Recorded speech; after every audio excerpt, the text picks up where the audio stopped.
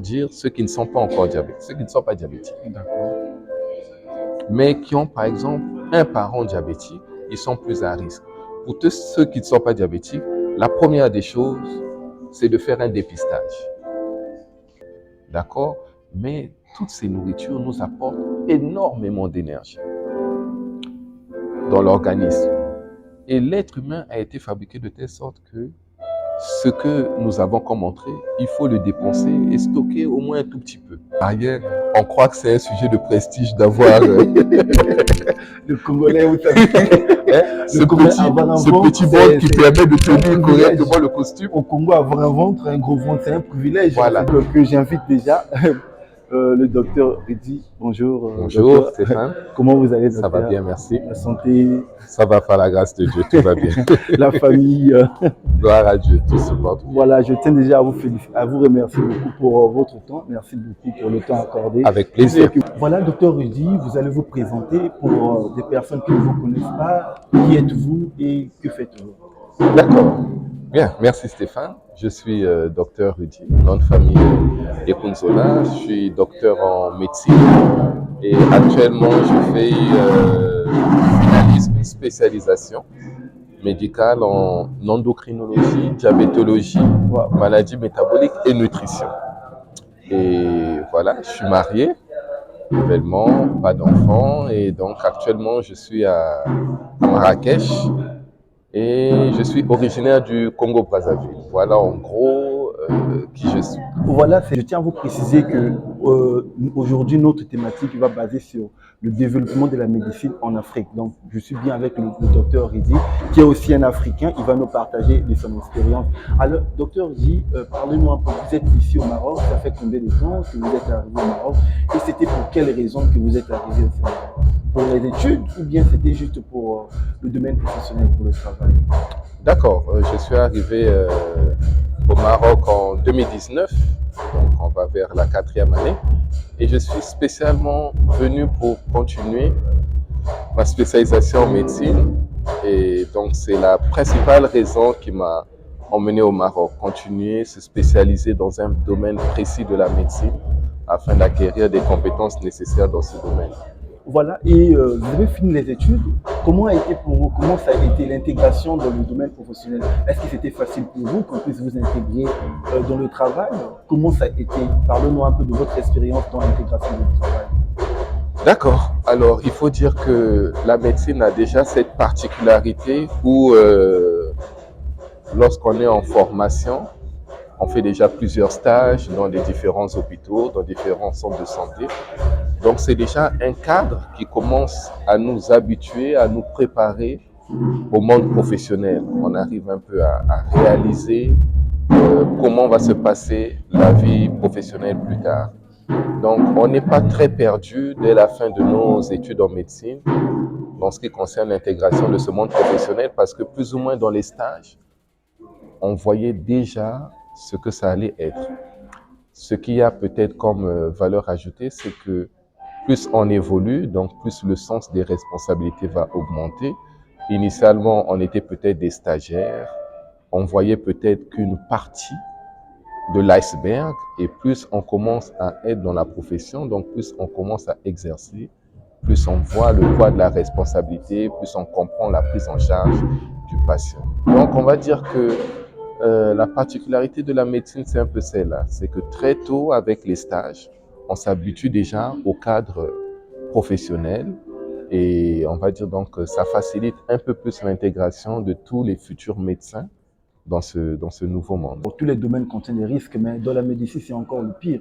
Parce qu'il n'y a pas de brillant. Aujourd'hui, si vous commettez une erreur, voilà, ça peut coûter très cher parce qu'il s'agit des vies des personnes. Mais comment ça a été pour vous avoir... qu'est-ce qui avait fait de sorte que vous ayez la confiance, être confirmé comme étant docteur? Comment ça a été pour vous cette confiance? Parce que c'est un risque déjà de vous donner cette responsabilité de gérer les patients. Ah oui, c'est-à-dire que le choix c'est pour ça que ça fait partie de ce qu'on appelle couramment dans le langage de la société des métiers nobles. Des métiers où, vous l'avez bien dit, quand on fait la médecine, on a affaire à l'être humain. Et contrairement à d'autres formations, une erreur médicale coûte très cher. Elle peut coûter très cher et malheureusement, si une erreur, par exemple, peut emmener un patient à perdre un œil, on n'ira pas au marché pour acheter un œil par rapport, par exemple, à une pièce d'automobile ou à une pièce d'ordinateur. Donc, ça incombe quand même une grande responsabilité. Et donc, c'est une vocation. On va dire que c'est une vocation. Et donc, faire la médecine, c'est de comprendre que j'ai affaire à un être humain. Et cet être humain n'est pas une chose, n'est pas un objet qu'on peut trouver dans un marché, mais aussi c'est de savoir que cet être humain, eh bien, il appartient à une famille. Ça peut être un père de famille, ça peut être une mère de famille, ça peut être un enfant, peut-être le seul enfant d'une famille. Et donc, notre responsabilité vis-à-vis de cette personne est d'autant plus grande parce que passer à côté, si par exemple on est chirurgien et rater sa chirurgie, eh bien on en fait un orphelin. Exactement, ça coûte Ou très cher. bien Les erreurs coûtent très on cher. peut détruire toute une famille. Oui. Juste. Donc ça, il faut dire que donc, la médecine nous imprègne dès le début, très tôt, toute cette responsabilité, ce caractère humain qu'il faut avoir vis-à-vis de l'individu pour mieux comprendre sa responsabilité, mieux comprendre tout le sérieux, mieux comprendre tous les efforts, l'application qu'il faudra pour pouvoir être à même de prendre en charge les différents patients d'aujourd'hui et de demain. Quels sont les critères qu'il faut retrouver auprès d'un bon médecin? Ah, ça c'est Ouais. c'est une grosse question, mais je pense que comme nous allons aborder le thème du développement de la médecine, je crois qu'on pourra... Il y a tellement de caractères, de bons caractères à avoir, c'est-à-dire déjà être humain, de plus en plus... Être humain, ça veut dire tout le monde est humain, docteur.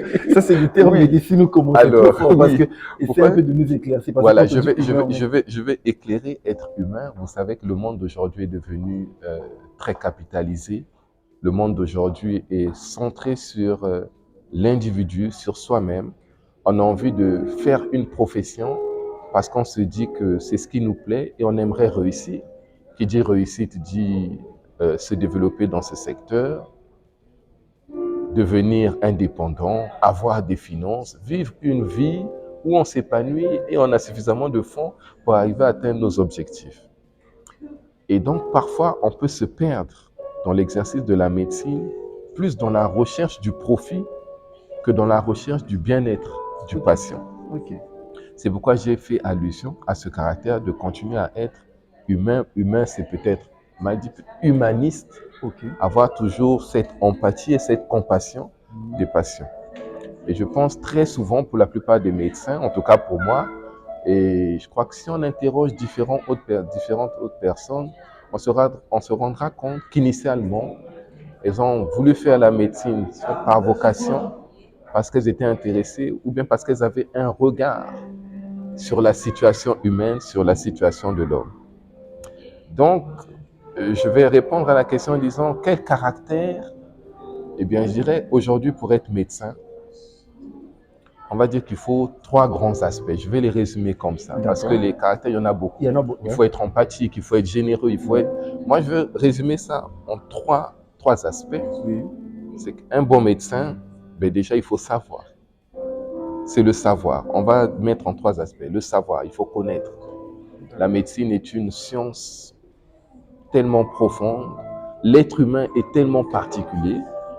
Et il faut connaître, donc il faut étudier, il faut avoir déjà ces compétences de connaissance. Donc je résume cela par le savoir. Personne n'aimerait aller chez un médecin qui ne sait pas ce qu'il fait. C'est ça aussi. Ouais, D'accord? Ouais. Donc il y a le savoir. Et la deuxième des choses, c'est le savoir-faire. Ok. À l'école, on apprend toute la connaissance, mais elle reste théorique.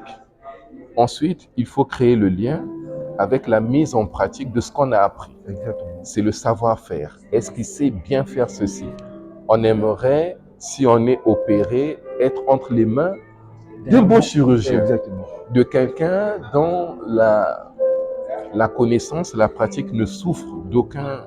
Voilà, on sait que c'est un bon chirurgien, on sait qu'il a déjà opéré plusieurs personnes. Donc, je résume ça dans le savoir-faire. Ok.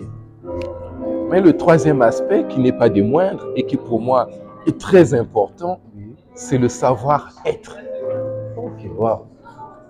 comment être avec les patients, finalement comment être avec la société, comment être avec les personnes qui viendront vers nous. Vous savez que quand les gens vont voir un médecin, ils sont stressés, ils se posent beaucoup de questions. Qu'est-ce qu'on va me dire? Avec quelle maladie va-t-on me retrouver? Quelle sera la décision, la déclaration finale du médecin? Docteur, sans t'interrompre, il y a un point qu'on va, je pense que toujours dans le même sens de développement, je pense que vous avez constaté, parce que même moi je l'ai constaté, même au pays, au Congo, et même ici au Maroc, il y a des problèmes que les patients rencontrent directement le médecin. D'après vous, qu'est-ce que vous pensez par rapport à ça? Imaginez quelqu'un est malade, une personne malade, pour rencontrer le docteur, on lui dit que tu dois passer par rendez-vous. Quelqu'un qui est malade, il doit passer par le rendez-vous. Vous êtes médecin. Qu'est-ce que vous pensez par rapport à ça? Vous qui êtes dans le domaine. Comment expliquez-nous ça? Quelqu'un malade, il doit passer par le rendez-vous. Dernièrement, j'ai eu un ami qui souffrait de la carie dentaire. C'était très grave. Mais il va à l'hôpital consulter un médecin. On lui dit, tu dois passer par le rendez-vous. Il reçoit que tel jour par rendez-vous. Mais docteur, vous êtes dans le domaine. Comment expliquer ça? Ah oui, c'est une très bonne question. D'un point de vue de la société, bien sûr que les gens vont se poser beaucoup de questions pour savoir, mais moi j'ai mal. Et pourquoi je ne peux pas avoir aussitôt avoir accès au médecin? D'un point de vue de la société, ça pose beaucoup de questions. Finalement, à quoi ça sert, n'est-ce pas?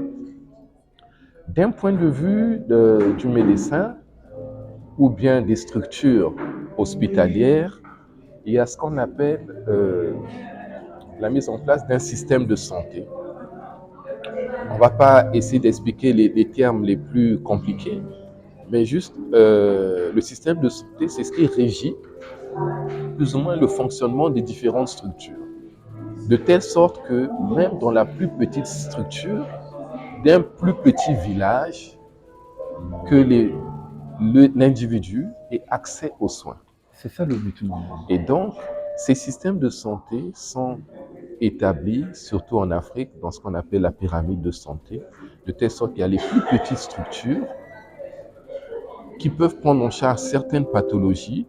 Et plus les pathologies sont un peu compliquées, on réfère à des structures, on pourra référer à des centres de santé un peu plus grands, ou bien à des hôpitaux régionaux, à des hôpitaux généraux, et pour finir après par les grands hôpitaux de référence. Et donc, en principe, le patient n'a pas forcément besoin d'aller directement dans les centres les plus grands pour se faire traiter. Sinon, les centres les plus grands vont se retrouver surchargés par une demande plus forte, alors qu'il y a peut-être qu'un ou deux médecins dans le domaine, mais qui ne peuvent pas couvrir toute une population, par exemple de 100 000 à 300 000. Il ne pourra Mais ils pas. n'ont pas tous les moyens, c'est ça le problème, raison pour laquelle, quand vous dites qu'ils n'ont pas, la plupart des temps, ce sont des centres publics, je peux dire des hôpitaux publics, là où les personnes consultent. Mais quelqu'un qui n'a pas l'argent, aller dans un hôpital privé, ça, c'est compliqué en fait. C'est ça le problème. Exactement. Donc, je continue mon idée. Je vais toucher cet aspect. Donc, une fois que cela est placé, par exemple, pour nous qui venons d'Afrique subsaharienne, on va faire de telle sorte que, par exemple, le plus petit centre de santé soit en mesure de traiter quelqu'un qui a un paludisme, un accès palustre. On sait que, par exemple, faire de telle sorte que, par exemple, le plus petit centre de santé soit en mesure de traiter quelqu'un qui a un paludisme, un accès palustre. On sait que, par exemple, dans un village où il y aura 1000 habitants, s'il y a 2-3 médecins, qu'ils arrivent à couvrir cela. Plus la maladie est compliquée, on va demander à ce centre de référer vers un endroit. L'idée, c'est de faire de telle sorte d'éviter que les populations se déplacent en grand nombre pour on va dire entre griffes, des petits maux, certaines pathologies qui auraient déjà pu être traitées localement. Maintenant, si ces centres ne sont pas en mesure de les traiter, c'est normal que ça soit référé. Donc, c'est le système de référence.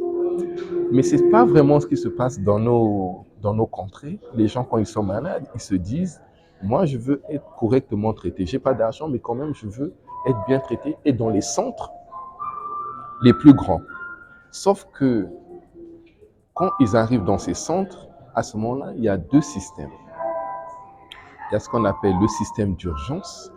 Donc, chaque hôpital a souvent un système d'urgence et de tri pour faire la part des choses entre les vraies urgences et des urgences moins graves. Je veux dire quoi? Par exemple, quelqu'un qui arrive par exemple, parce qu'il dit qu'il a mal au ventre. Mais les maux de ventre, ça peut être de plusieurs genres. Ça peut être un mal de ventre parce qu'il doit se faire opérer. Comme ça peut être un mal de ventre parce que, bon, il a mangé quelque chose d'un peu inhabituel, il a une petite gastro-entérite. De quelqu'un qui vient de faire un accident de la route et qui est en train de saigner. Clairement, il faut faire le tri. Vous dire non, ça c'est une urgence fondamentale parce que là, le pronostic vital est en cachet et donc ça constitue une vraie urgence. Et puis les autres, on va plutôt soit les faire patienter ou les faire passer dans un autre domaine ou bien calmer et pour dire, bon, vous serez vu par tel médecin, par exemple, tel jour. Et donc, voici un peu comment est régi le système, les différents systèmes de santé et comment ça se passe aux urgences. Et ça, c'est à peu près dans tous les pays du monde. Est-ce qu'il y a quoi? Il y a un manque ou bien comment? Moi, j'imagine qu'une fois, j'étais malade, j'étais parti, je ne me sentais pas vraiment bien. Mais pas seulement moi, j'ai vu aussi des cas qui étaient critiques, mais des personnes qui n'arrivaient même pas à se lever.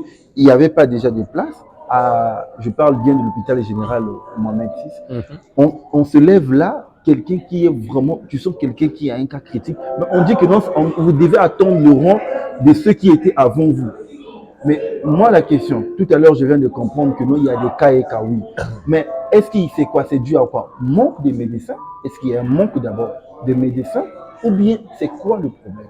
Aussi invraisemblable que cela puisse paraître, première des choses, il y a un manque de médecins. De manière générale, et surtout dans nos contrées africaines, il y a toujours un manque de médecins. Et plus on va s'éloigner des capitales, plus le manque de médecins devient grand.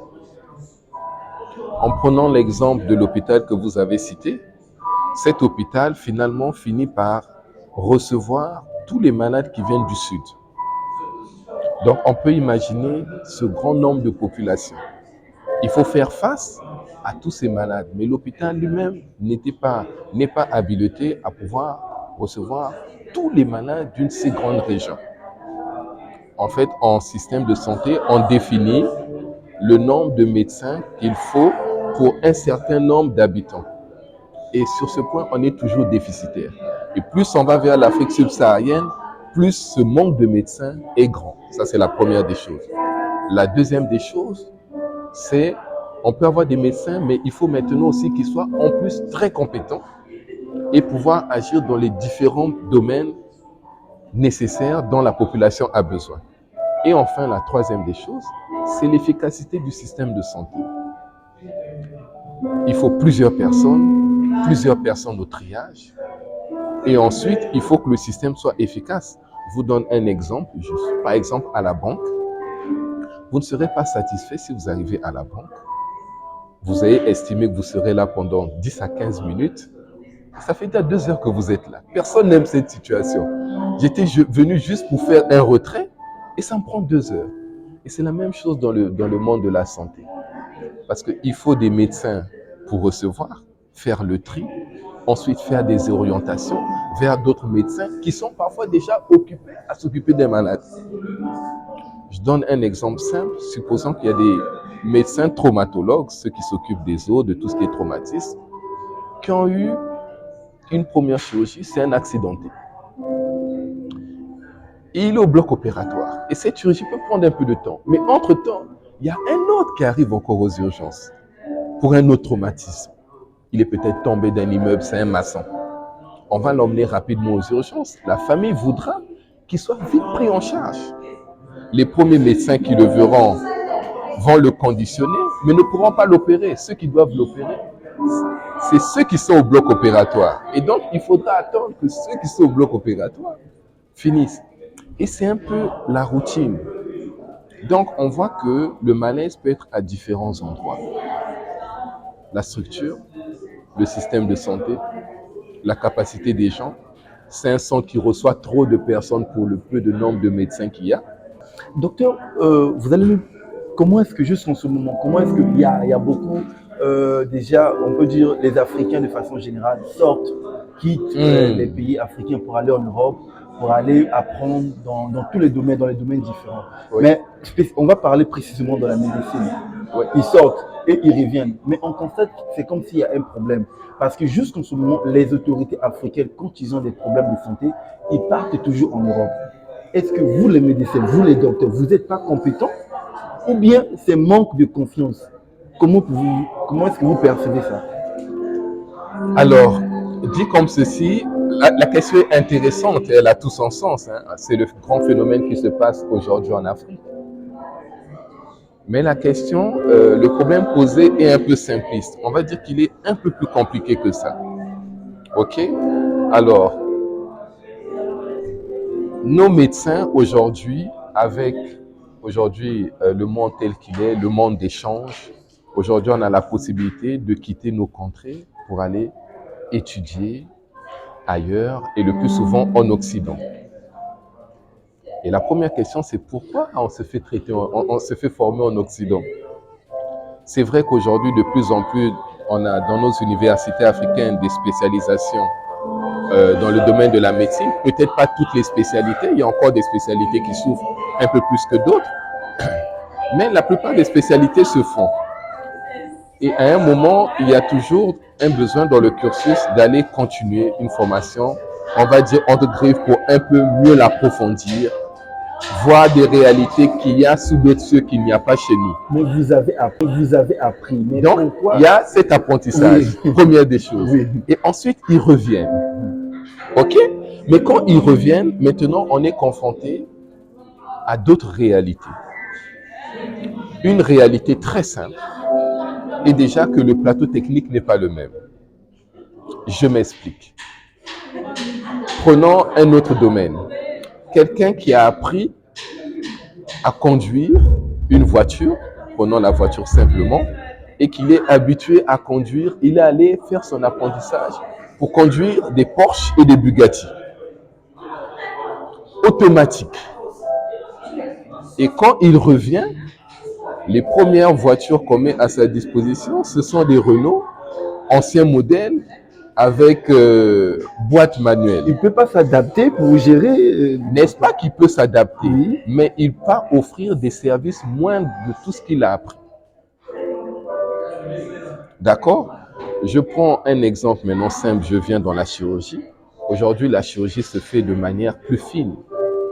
Avant, on utilisait ce qu'on appelle des grandes chirurgies ouvertes. Par exemple, on va ouvrir tout l'abdomen. Ce qu'on appelle parfois la parotomie, on ouvre, on regarde. C'est des grosses chirurgies, elles sont lourdes, avec donc un risque de mortalité plus grand. La médecine est devenue un peu plus fine. On commence à avoir des microchirurgies. Parfois, on utilise juste de la cœlioscopie, c'est-à-dire un tube qu'on va juste faire entrer, ainsi de suite. Plus elle est fine, moins elle est dommageable. Mais ce genre de mécanismes ne sont arrivés que tardivement dans nos milieux.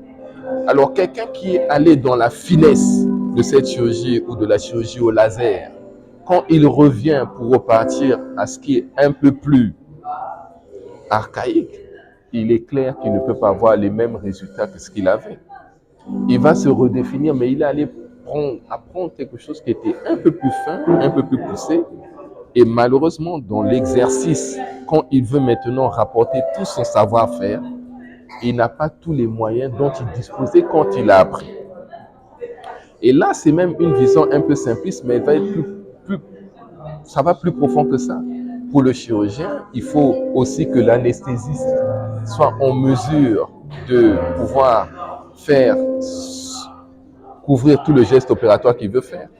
Lui, quand il était en formation, il pouvait aller opérer jusqu'à la rétine. Quand il revient, le plateau technique ne lui permet pas de régler cette pathologie. Le plateau technique va lui dire, bon, tu peux au moins, s'il y a ne serait-ce qu'un petit objet, corps étranger, ça tu peux faire. Là, j'essaie d'imaginer. Hein. Ouais. Mais la finesse même, tu ne peux pas. Ça fait donc qu'il y a un groupe de pathologies qu'il ne peut pas traiter. Alors, on sait maintenant que dans nos milieux, il y a telle et telle pathologie qu'on ne peut pas traiter. Et souvent, qu'est-ce qui se passe? Les gens se disent, mais vaut mieux aller à l'extérieur. La réalité, c'est quoi? C'est que même les gens les plus compétents de l'Occident, si on les ramène dans nos milieux sans le plateau technique qu'ils avaient à l'Occident, ils ne pourront pas faire les prouesses qu'ils faisaient. D'accord. Donc, si on peut résumer, on peut dire que non, le plus grand problème du développement de la médecine en Afrique, ce sont des matériaux, c'est ça. Il manque des Pas appareils seulement adéquats pas ou seulement bien les ça manque matériaux. l'effectif des personnes. Alors, il y a tous ces aspects. On va maintenant prendre ça en global. Tout à l'heure, j'avais dit que le bon médecin, c'était Oui. le savoir Savoir-faire. et savoir-être. Et- Déjà, le savoir. Donc, il faut qu'on arrive à enseigner dans nos facultés tout ce qui relève de la médecine. Et aujourd'hui, en Afrique, c'est ce qui se fait. D'accord. Là, il n'y aura pas vraiment de différence dans la dispensation des cours. C'est la même connaissance. Et aujourd'hui, avec le monde d'Internet, tous les médecins ont la capacité d'apprendre au-delà même de ce qui leur est appris à la fac. C'est le grand avantage. Deux, c'est le savoir-faire. Mais dans le savoir-faire, on peut être limité en fonction, on va appeler ça le plateau technique. D'accord. Si le plateau technique est performant, il va nous permettre de pouvoir réaliser des choses. Et donc, il faut le savoir-faire, apprendre à utiliser ce plateau et avoir aussi une formation là-dessus. Très souvent, c'est pourquoi les gens sortent pour apprendre. Et idéalement, s'ils retrouvent le même plateau technique, ben, ils pourront l'utiliser. Et l'Afrique pourra le faire. Sauf que le développement de ce plateau technique va de pair avec le développement d'un pays. D'accord. Il est très difficile aujourd'hui, dans les pays les plus reculés et les plus pauvres, de manière globale, les gens sont pauvres, ont du mal à subvenir à leurs besoins et d'avoir là un hôpital ultra moderne. Oui. Très souvent, le développement dans le domaine de la santé va de pair avec le développement économique d'un pays et va de pair avec la politique D'un pays. d'un pays. Exactement. Si la santé n'est pas une priorité, eh bien, difficilement, ces structures hospitalières vont être à la pointe de ce qui se fait dans d'autres pays. D'accord. C'est ça la réalité. Ouais. Et donc, on aura beau former les gens, quand ils reviendront, s'ils trouvent un matériel qui est vétuste, alors qu'on peut faire une IRM, mais ils se retrouvent dans un centre qui a à peine une radio simple, c'est clair qu'il aura du mal à voir certains diagnostics. Et donc, c'est clair qu'il aura du mal à pouvoir traiter certaines maladies. Docteur Rudy, est-ce qu'aujourd'hui vous êtes fier d'avoir choisi d'être médecin ou bien vous regrettez le choix?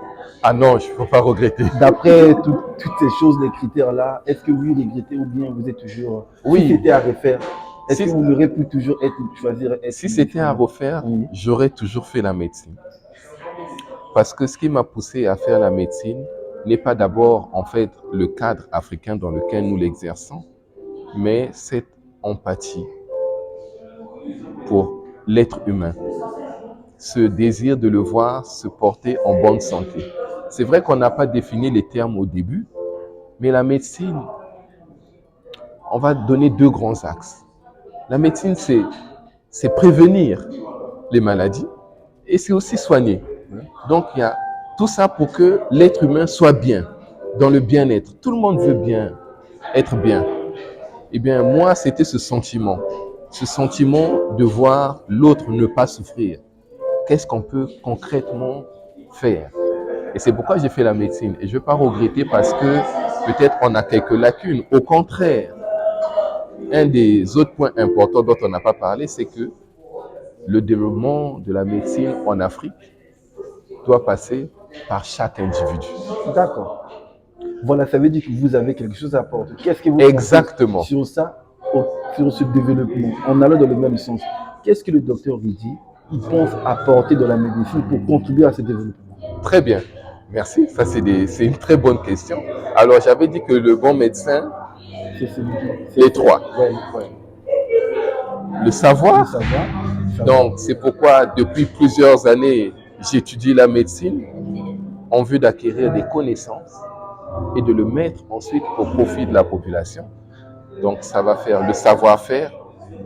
Si j'arrive à bien exercer ce que j'ai appris, eh bien, ne serait-ce que dans l'endroit où j'aurai l'opportunité d'exercer, je ferai de mon mieux pour que cette population, dans mon domaine, ne souffre d'aucun mal ou bien soit bien prise en charge.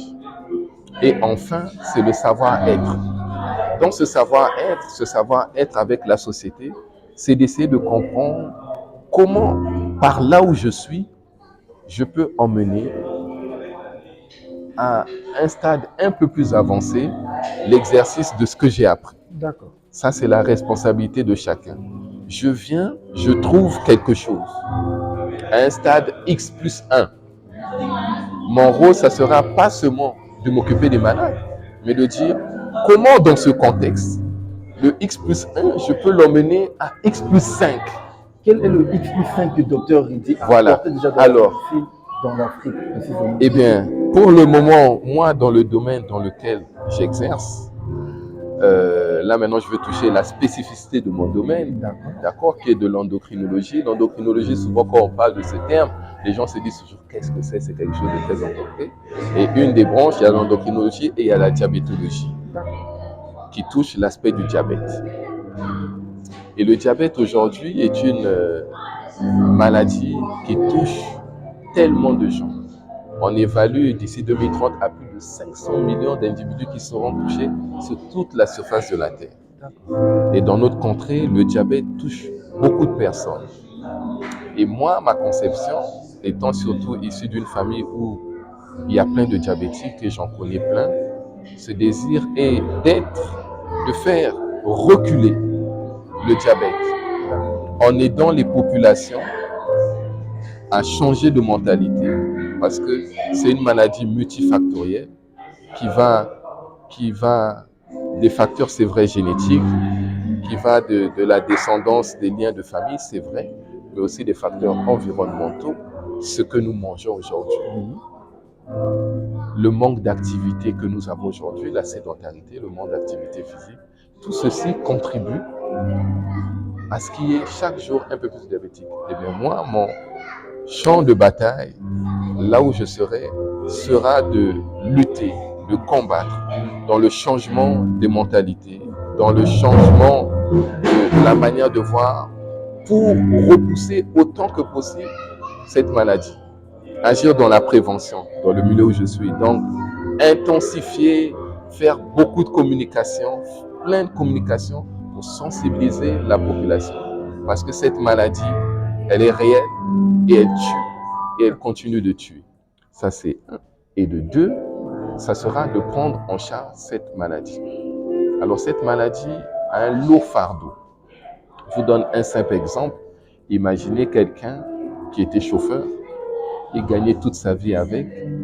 Du jour au lendemain, se retrouve diabétique, mais n'ayant pas souvent été sensibilisé sur ça, finit par subir les complications de cette maladie, dont souvent ce qu'on appelle le pied diabétique, et parfois finit par être amputé. Et ça arrive très souvent, ce nombre d'amputations. Et vous voyez que c'est toute une vie qui se retrouve changée. Du jour au lendemain, il ne peut plus travailler. Du jour au lendemain, il ne peut plus subvenir aux besoins de sa famille. Du jour au lendemain, il peut se retrouver d'un état de richesse à un état d'extrême pauvreté et ne plus pouvoir assurer l'avenir de ses enfants. Et donc, moi, j'espère, en tout cas, j'ai commencé et je m'inscris dans cette direction. Comment sensibiliser la population, parce que vaut mieux prévenir que guérir, en multipliant des actions qui iront vers la sensibilisation, la communication sur cette pathologie, le dépistage, insister sur le dépistage et apprendre à la population comment savoir vivre avec en fonction du cadre où je serai. Ça, c'est le principal, mon principal but. Sensibiliser là-dessus, prévenir et pour ceux qui sont déjà atteints, continuer à éduquer, à donner des conseils et autant que possible soutenir. Voilà donc, ça va déjà dans le même sens de notre chaîne qui est le changement de la mentalité. Si aujourd'hui, vous voulez bien, c'est le bien-être, ça commence déjà par le changement de la mentalité. Exactement. Raison pour laquelle je pense que l'une des choses les plus importantes est que chaque Africain doit se sensibiliser lui-même de commencer de changer sa mentalité. Et le changement de mentalité, même dans le domaine de la médecine que le docteur Riddy vient d'évoquer, ça commence ici dans le changement des aliments, des alimentations, de l'environnement, le bien-être. C'est nous-mêmes, si on peut décider de changer notre mentalité, on peut changer aussi nos attitudes, les choses que nous faisons, autres. Je pense qu'on peut aussi contribuer puisque chacun d'entre nous a toujours quelque chose de nouveau à apporter. Chacun d'entre nous a toujours quelque chose à ajouter. Je pense que Mhm. vous avez toujours une créativité. Vous avez quelque chose que vous faites, mais on a besoin de ça. On a besoin de ça. L'Afrique a besoin de tous les talents différents et que chacun puisse mettre, ce qu'on dit souvent, la main dans la pâte pour que l'Afrique évolue. Parce que le développement de l'Afrique dépend de chaque individu et c'est là où. Mais docteur Di, vous avez parlé de quelque chose qui est vraiment que je n'ai même pas compris. Vous avez parlé du diabète au niveau des pieds. Qu'est-ce qui cause cela? Est-ce qu'il y a des exemples à donner pour éviter cela? Quels sont peut-être les aliments? C'est dû à quoi?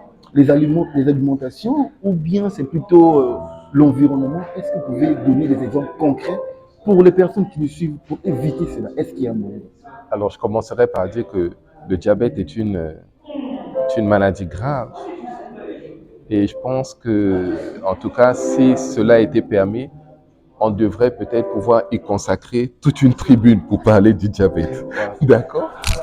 Mais de manière simple, je vais dire que le, le diabète, hein, ce que communément la population, les gens de la population comprennent par le taux de sucre qui a augmenté dans le sang, d'accord, est une maladie qui évolue à bas bruit, d'accord?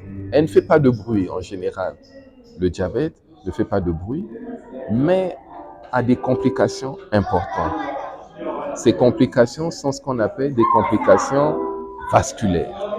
En fait, le diabète, pour le résumer ainsi, dans son évolution, va s'attaquer au vaisseau, au petit vaisseau, tout comme au grand vaisseau, par des mécanismes très complexes dont on ne va pas développer pour pas qu'on se perde. Mais de manière globale, on va résumer, qui attaque les petits vaisseaux et les gros vaisseaux sanguins. D'accord? Et donc, à la longue, par l'évolution, vont entraîner des complications au niveau des yeux. Des personnes vont se retrouver à devenir aveugles à cause du diabète. D'accord. Wow, ça c'est dangereux ça. Oui, vont atteindre au niveau des nerfs, des différents nerfs. Donc, il y a souvent des problèmes de sensibilité. La personne ne ressent plus ou bien ressent de manière exagérée un simple frottement fait crier ou bien la personne ne ressent plus rien. Et donc, ces vaisseaux peuvent soit se détruire ou se boucher, entraînant donc une mauvaise circulation, donc mettant ainsi en danger le cœur par des arrêts cardiaques, par des maladies cardiaques, des insuffisances cardiaques, Wow. entraîner des AVC Wow. et entraîner aussi donc finalement ce qu'on appelle des pieds diabétiques avec une mauvaise vascularisation, des infections qui viendront se greffer. Imaginez quelqu'un qui n'arrive plus à ressentir de douleur. Il peut se cogner, se blesser, ne même pas savoir qu'il s'était blessé. Parce qu'il est devenu insensible et cette infection va vite évoluer. Et puisque le membre est mal irrigué à cause de l'atteinte des vaisseaux, le pied va vite évoluer vers ce qu'on appelle une gangrène, un pied qui pourrit simplement et qui va entraîner une amputation. Wow. Et je peux vous assurer que de par le monde, chaque jour, il y a au moins une amputation, toutes les 15 minutes. Docteur, Donc, il dit il y a des personnes qui vous suivent, des personnes qui ne sont pas atteintes de cette maladie. Ils veulent savoir comment éviter ça. Donc, je reviens sur la question du départ. Est-ce qu'il y a des aliments qu'il faut éviter, par exemple? Il y a une consommation à éviter. Et aussi, donner aussi un peu des conseils pour les personnes qui sont peut-être atteintes de cette maladie. Comment est-ce qu'ils doivent se comporter, peut-être pour réduire les dangers?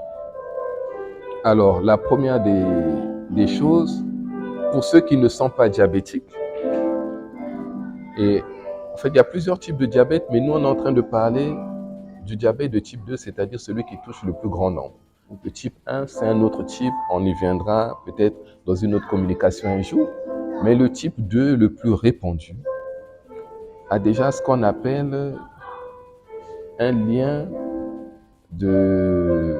Il y a une composante génétique, c'est-à-dire que quelqu'un qui a un parent diabétique, C'est héréditaire aussi, en fait. oui, a plus de chances, on ne va pas dire chance, mais la probabilité est plus grande qu'il devienne aussi diabétique. Ah bon? Donc, en fait, le diabète, on ne va pas dire qu'il y a une cause, mais c'est un ensemble de facteurs.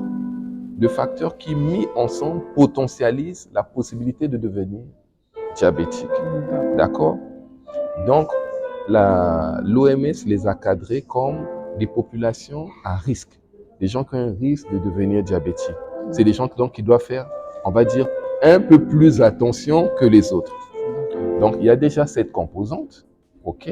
La deuxième composante, c'est l'environnement, bien sûr. D'accord? Donc, il y a d'abord déjà le fait, on va d'abord dire ceux qui ne sont pas encore diabétiques, ceux qui ne sont pas diabétiques. D'accord? Mais qui ont, par exemple, un parent diabétique, ils sont plus à risque. Pour tous ceux qui ne sont pas diabétiques, la première des choses, c'est de faire un dépistage. Et ça coûte absolument rien, pas grand-chose de faire un dépistage. C'est juste se rassembler, se rapprocher déjà d'un personnel de santé et juste faire au moins une glycémie.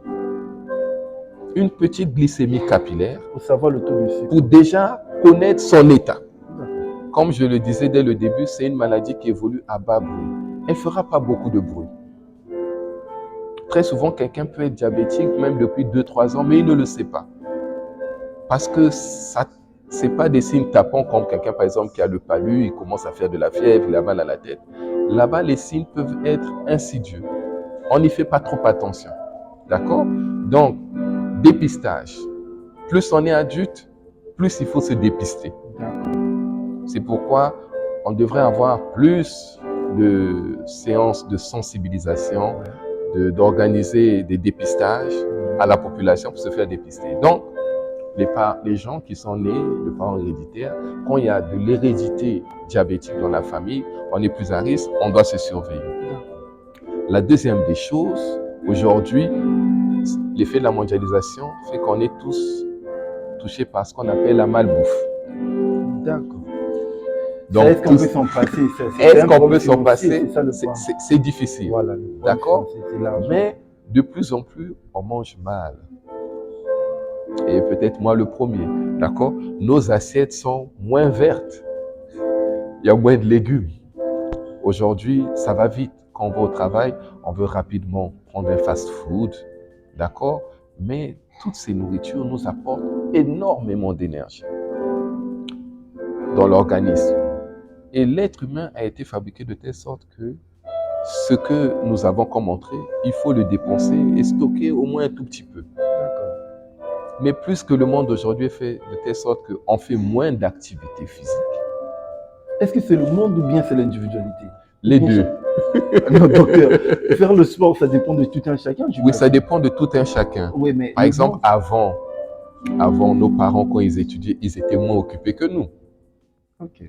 Aujourd'hui, surtout dans le monde libéral, les gens travaillent du matin au soir.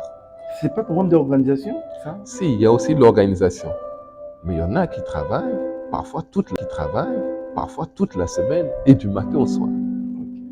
Et il faut trouver la force et donc la discipline nécessaire de rentrer et de se créer, de se recréer. Et c'est pas évident pour ceux qui ont une vie de famille. Il faut rester avec les enfants, c'est pas évident. Et le monde aujourd'hui est fait de telle sorte qu'on marche moins. Même pour la plus petite distance, on aimerait prendre un taxi. Ok. Oh. Pour ceux qui ont une voiture, même parfois pour aller acheter le pain à la boulangerie à côté, on sort en voiture, alors qu'on peut marcher. Et pour beaucoup, on se retrouve dans les lieux de travail où, du matin au soir, on est assis. En réalité, on n'est pas des personnes qui restent allongées toute la journée à la maison, mais ça s'y apparente parce que le matin, on se lève, on sort, on est dans une voiture, on arrive sur le lieu de travail, on est assis toute la journée. On n'a pas le temps de rentrer chez nous pour un repas correct. On va au fast-food d'à côté prendre un hamburger avec un grand coca. Ensuite, on repart sur le lieu de travail assis pour rentrer à nouveau en voiture. Et quand on est tellement fatigué, quand on arrive à la maison, on s'assoit sur le fauteuil encore. Et tel est ainsi le cycle de la journée de beaucoup d'entre nous où on n'a pas l'occasion de dépenser toute l'énergie qui est en train de s'accumuler en nous.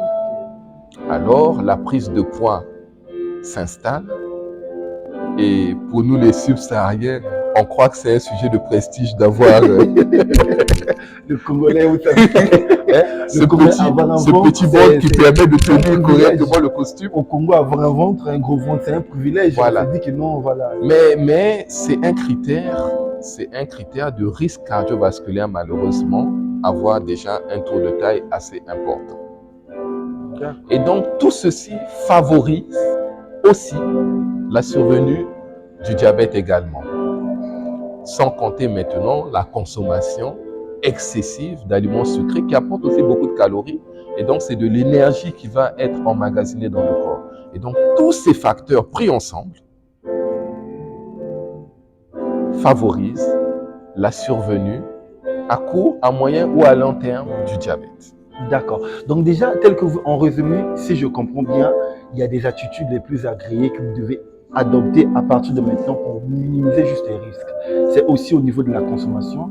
Vous devez diminuer un peu la consommation de produits qui contiennent beaucoup plus de sucre. Ça, c'est l'une des choses aussi qui est importante. Et aussi d'essayer de dégager l'énergie que vous consommez. De marcher un peu, faire un peu de sport, c'est important. Et aussi, n'hésitez pas à consommer un peu les légumes et autres. C'est vraiment très important. D'accord. Alors, docteur, il dit un mot de la fin, peut-être pour les nouveaux médecins qui vous suivent, peut-être une motivation, une orientation, un conseil, un mot de la fin pour les médecins ou bien pour les problèmes les personnes qui souffrent du diabète. Un mot de la fin. Alors, un mot de la fin, qu'est-ce qu'on va dire? Parce que notre thème initial, c'était sur le développement de la médecine. C'est vrai, on ne l'oublie pas. On a peint un tableau qui était quand même parfois un peu sombre. Mais j'aimerais terminer en disant que la médecine, c'est beau. Et heureusement qu'il y en a qui font médecine. Moi, ce que j'aime, c'est de voir parfois toute une famille venir à l'hôpital en menant un membre de leur famille. Ils sont désemparés, ils se posent mille et une questions. Et ça, je l'ai déjà expérimenté. Ils se disent qu'à coup sûr, ce parent, là, on est en train de l'accompagner, il va mourir. Ouais. Et d'arriver de voir qu'en posant un bon diagnostic et en administrant les soins tels qu'ils ont été prescrits, et de voir recouvrer sa santé et de revoir sur le visage de ces familles la joie, passer du désespoir au sourire. Exactement. C'est pour ça que nous faisons médecine. Exactement. Et donc dire que pour tous ces jeunes qui veulent commencer la médecine, c'est pas seulement ce que les films nous montrent. On va vraiment au contact de l'individu. On va aussi au contact de ses craintes, on va au contact de ses peurs. Et on est là pour l'accompagner afin qu'il se sente mieux, qu'il soit dans un bon état physique, psychique et social. C'est tout ça la médecine. Et un des aspects, puisqu'on a parlé du diabète, notre rôle aussi est de prévenir. Parce qu'en réalité, parfois, guérir devient plus compliqué. Ouais. Et on ne sait pas comment ça peut se passer une fois que c'est installé. Ouais. Mais par contre, avant que ça s'installe, on peut mettre toute notre force là-dessus. Eh bien, c'est la prévention. Que ce soit pour le diabète, que ce soit pour les maladies chroniques comme l'HTA, aujourd'hui l'hypertension, beaucoup de jeunes en souffrent. Aujourd'hui, on parle tellement d'AVC, mais tout ceci peut être prévenu par le changement de mentalité. Ouais. Et enfin, le développement en Afrique, je terminerai par là, parce qu'on voit beaucoup aujourd'hui se forment et parfois ne veulent plus revenir en Afrique. Parce que soit ça manque, ou bien ils pensent peut-être qu'ils ne sont pas payés à la hauteur de tout ce qu'ils ont appris. Ouais. C'est aussi des réalités. Ouais. Et donc préfèrent aller vers d'autres pays. C'est ce qu'on appelle la fuite des cerveaux. Oui. Eh bien, moi, j'aimerais dire que si on veut demain que l'Afrique soit développée, eh bien, ça commence par l'amour de l'Afrique, qui va au-delà de l'amour de soi-même. Ouais. Si je veux que l'Afrique se développe, je dois me dire comment moi-même, d'abord, je peux commencer à développer l'Afrique, plutôt que de dire j'attends de Stéphane, j'attends que ce soit le gouvernement, j'attends peut-être quand je serai ministre ou bien quand je serai président. Non, c'est là où je suis, là où Dieu m'a permis d'être déjà le changement que je veux voir. Exactement. Voilà, ça passe par ce changement de comportement, par ce changement de mentalité et une prise de conscience. Voilà, et je vais terminer là. Merci beaucoup, Dr. Ridi, pour le temps très précieux accordé. Je vous en Merci prie. vraiment, je vous souhaite bon dimanche. Merci et bon dimanche. À la prochaine, Stéphane. Merci beaucoup. Ça sera encore un grand plaisir de vous revoir. Merci. Merci beaucoup, Dr. Ridi. Ouais, c'est bon. Merci beaucoup, Dr. Ridi. Ok. Voilà, bon dimanche à vous. C'est un gros domaine de la santé. Et ensuite, il y a le savoir-faire.